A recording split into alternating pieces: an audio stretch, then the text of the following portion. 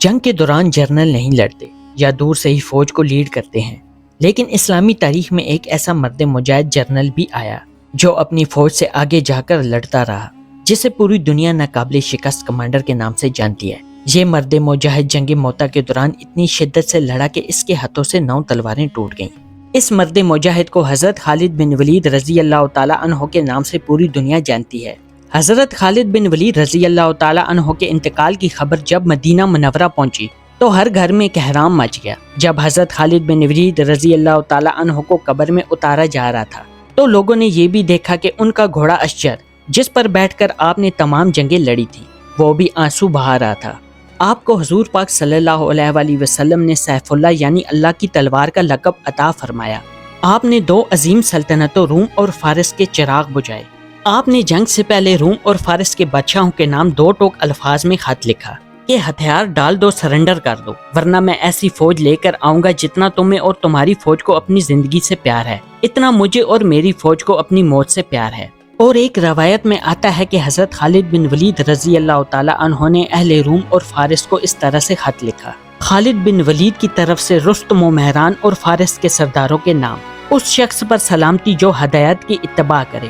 اما بعد، ہم تمہیں اسلام کی طرف دعوت دیتے ہیں، اگر تم انکار کرو تو تم اپنے ہاتھوں جزیہ عطا کرو، اس حال میں کہ تم ذلیل ہو، کیونکہ میرے ساتھ ایسے لوگ ہیں جو اللہ کی راہ میں قتال کو ایسے پسند کرتے ہیں جیسے تم لوگ شراب پسند کرتے ہو، اور اس شخص پر سلام جو ہدایت کی اتباع کرے۔ پھر روم اور فارس نے سرنڈر کرنے کے بجائے لڑنے کا فیصلہ کیا، اور نتیجہ آخر کیا نکلا؟ دنیا کی 2 سپر پاورز کو عرب کے ایک کمانڈر نے نیست و نابود کر دیا۔ دنیا کی تاریخ میں ایسا کوئی جنگی کمانڈر نہیں گزرا جس نے سینکڑوں لڑائیاں لڑی ہوں مگر کبھی ہارا نہ ہو۔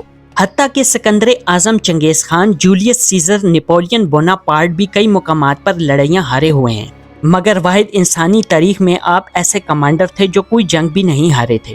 حضرت خالد بن ولید رضی اللہ تعالی عنہ کے بارے میں حضرت ابو بکر صدیق رضی اللہ تعالی عنہ فرماتے تھے کہ مائیں ایسے بچوں کو روز روز پیدا نہیں کرتی۔